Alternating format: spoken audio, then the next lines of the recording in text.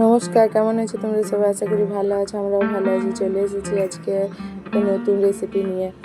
বানাবো মালপোয়া। মালপোয়া বানানোর জন্য 1 বাটি সুজি, 1.5 বাটি ময়দা নিয়ে নিলাম, অল্প সঁফ দিয়ে নিলাম, তারপরে চিনি দিয়ে দিচ্ছি আর কাজু কিশমিশ দিয়ে ভালো করে দুধ দিয়ে মিক্স করে নিব।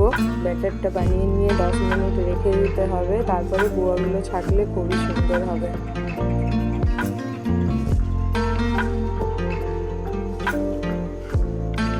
দুধটাকে ফুটিয়ে একটু ঠান্ডা করে নিয়ে তারপরে দিতে হবে। আর এইভাবে ব্যাটারটা বানাতে হবে, না বেশি পাতলা হবে না বেশি মোটা হবে। এদিকে আমি কড়াইয়ে তেল দিয়ে দিয়েছিলাম, তেলটা হালকা গরম হয়ে গেছে। এরপর সব পোয়াগুলো ছেঁকে নিচ্ছি।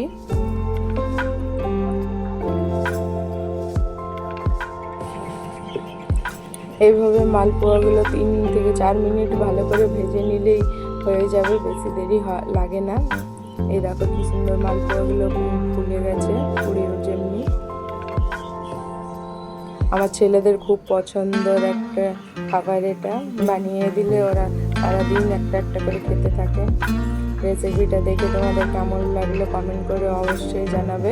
ভালো লাগলে একটা লাইক করে দিবে, আমার চ্যানেলটাকে সাবস্ক্রাইব করে দিবে ভালো ভালো রেসিপি দেখার জন্য।